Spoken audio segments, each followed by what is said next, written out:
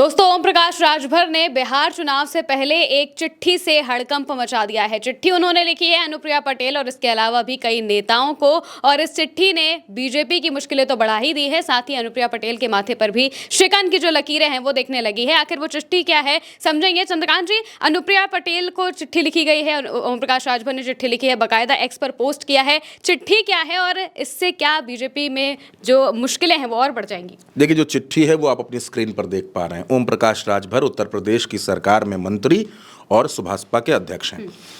ओम प्रकाश राजभर, मैं आपको ये खबर बताऊं इससे पहले एक घटना याद दिलाना चाहता हूं। ओम प्रकाश राजभर उत्तर प्रदेश में 2017 से 2022 का जो कार्यकाल था तब वो मिनिस्टर हुआ करते थे। भाजपा के साथ वो गठबंधन में थे। उनकी ये मांग थी कि सामाजिक न्याय की जो सिफारिशें हैं उसको लागू कर दिया जाए, और उसको लागू करके पिछड़ों का जो आरक्षण उत्तर प्रदेश में 27% है उसको वर्गीकृत किया जाए, उसको बांटा जाए, और वो बांटा जाए पिछड़ों और अति पिछड़ों में। यानी जो पिछड़े समाज की बाकी जातियां हैं, जो वंचित रह जाती हैं, उनको इसका लाभ मिले। उस समय ये नहीं हो पाया। ओम प्रकाश राजभर ने इस्तीफा दे दिया, सरकार से अलग हो गए। बाद में वो सपा में चले गए, गठबंधन में चले गए, और फिर एक बार वो बीजेपी की सरकार के साथ इस सरकार में आ चुके हैं। एक चिट्ठी उन्होंने लिखी, वो चिट्ठी आप अपनी स्क्रीन पर देख सकते हैं। चिट्ठी उन्होंने अनुप्रिया पटेल को लिखी है। अनुप्रिया पटेल भी एनडीए में है, उनके पति इस सरकार में मंत्री हैं और वो खुद नरेंद्र मोदी की सरकार में मंत्री हैं। जातिगत जनगणना का मसला रहा हो, पिछड़ों की बात रही हो, लगातार आंदोलन होते रहे हैं। लगातार इन दलों ने भारतीय जनता पार्टी पर दबाव बढ़ाने की कोशिश की है। जैसे संजय निषाद ने दिल्ली में अपनी पार्टी का एक अधिवेशन किया और उसमें उन्होंने निषाद समाज को एससी कैटेगरी में शामिल करने की मांग की। वहां पर ये सारे दल पहुंचे तो इन्होंने अपनी ताकत दिखाई थी भारतीय जनता पार्टी को, और अब एक बार फिर ये बीजेपी की टेंशन बढ़ा रहे हैं। देखिए, चिट्ठी जिस वक्त लिखी गई है उस वक्त बिहार में विधानसभा का चुनाव होने जा रहा है। ओम प्रकाश राजभर ने अपनी चिट्ठी में जो लिखा है, मैं उसकी कुछ लाइनें आपको बता देता हूं, जिससे आपको ये और अच्छी तरीके से साफ हो जाएगा कि उनकी मांग असल में क्या है। ओम प्रकाश राजभर ये लिखते हैं कि माननीय न्यायमूर्ति श्री राघवेंद्र सिंह की अध्यक्षता में गठित सामाजिक न्याय समिति की रिपोर्ट उत्तर प्रदेश में अतिशीघ्र लागू करते हुए पिछड़ा वर्ग को मिल रहे 27% आरक्षण में बंटवारा करके उपवर्गीकृत आरक्षण के आधार पर आगामी त्रिस्तरीय पंचायत चुनाव समस्त विभागों में नियुक्तियां कराए जाने के संबंध में। ये पत्र उन्होंने लंबा चौड़ा एक पत्र लिख दिया है, लंबा चौड़ा लेटर लिख दिया है, और आखिर में उन्होंने ये बात लिखी है कि आप इन दोनों रिपोर्टों पर अपनी राय और विचार स्पष्ट करने का कष्ट करें। सामाजिक न्याय समिति की जो रिपोर्ट है और 27% आरक्षण को बांटने की जो बात चल रही है कि उनको ईबीसी यानी कि जो अति पिछड़ा है उनमें कैसे बांटा जाए और उसके आधार पर उत्तर प्रदेश में पंचायत चुनाव का आरक्षण किया जाए। ओम प्रकाश राजभर पंचायती राज विभाग के मंत्री हैं, ये भी आपको ध्यान रखना पड़ेगा। अब अनुप्रिया पटेल के पाले में गेंद है। अनुप्रिया पटेल को यह तय करना है कि उनको ओम प्रकाश राजभर की चिट्ठी का जवाब क्या देना है, और इस मसले पर जो मसला ओम प्रकाश राजभर ने उठाया है उस पर उनकी क्या राय है।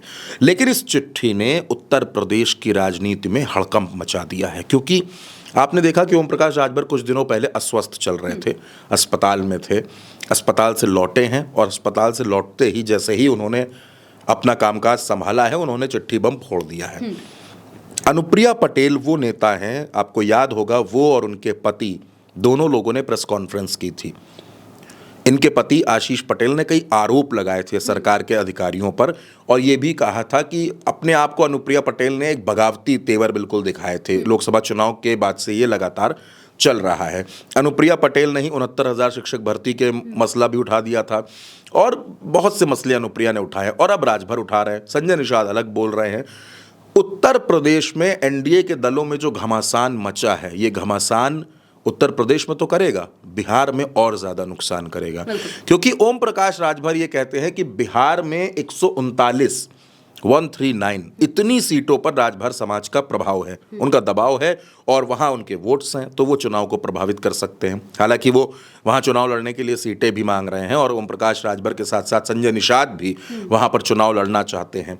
अब ऐसे में ओम प्रकाश राजभर की ये चिट्ठी सियासत में किसको किसको परेशान करेगी, और कहीं ऐसा तो नहीं कि ओम प्रकाश राजभर बिहार में सीटें लेने के लिए ये दबाव बना रहे हैं, क्योंकि एक घटना इसमें मैं आपको और बता दूं, अभी जो हाल फिलहाल घटी है वो है मध्य प्रदेश की। मध्य प्रदेश में मोहन यादव मुख्यमंत्री हैं, और उन्होंने जो वहां पर पिछड़ों को आरक्षण मिल रहा है उसकी लिमिट 27% करने का फैसला लिया है जिसका विरोध हो रहा है, क्योंकि जो सवर्ण समाज है वो मोहन यादव के विरोध में उतर गया है। और ये कहा जा रहा है कि मोहन यादव के इस फैसले से भारतीय जनता पार्टी बिहार में फंस सकती है, क्योंकि अगर बीजेपी इस फैसले से कन्नी काटती है तो बिहार में जो ओबीसी और ईबीसी है वो 63% है और वो बीजेपी और एनडीए के विरोध में उतर सकता है। ऐसे में बीजेपी को यूपी और एमपी दोनों जगह उनके पिछड़े नेताओं ने घेर लिया है, जो पिछड़े समाज के नेता हैं उन्होंने घेर लिया है। और भारतीय जनता पार्टी के लिए ये दोनों दांव, जो राजभर ने चला, जो मोहन यादव ने चला, ये दोनों दांव उल्टे भी पड़ सकते हैं, ये दोनों दांव नुकसान भी कर सकते हैं। फिलहाल मुझे ऐसा लगता है कि ओम प्रकाश राजभर की चिट्ठी जो गई है, जो सवाल गया है, अनुप्रिया के उसके जवाब क्या आता है उस पर इंतजार करना पड़ेगा। लेकिन ये ज़रूर है कि एनडीए की जो खटपट है महिमा, वो अब खुलकर धीरे धीरे सामने आने लगी है। बिल्कुल, यानी कि उत्तर प्रदेश में तो ओम प्रकाश राजभर की ये चिट्ठी हलचल मचा ही रही है, लेकिन इसके अलावा बिहार में भी जहां पर चुनाव है वहां पर भी बीजेपी के लिए मुश्किलें खड़ी हो सकती हैं। इसके अलावा उत्तर प्रदेश में आने वाले वक्त में पंचायत चुनाव भी है और तब तक अनुप्रिया पटेल जब कोई जवाब देंगी उस पर नज़र सबकी बनी रहेगी कि अनुप्रिया पटेल का क्या जवाब आता है और पंचायत चुनाव को भी ये चिट्ठी अच्छे तरीके से प्रभावित कर सकती है। फिलहाल के लिए मेरे साथ इस चर्चा में इतना ही। आप देखते रहिए भारत एक सोच।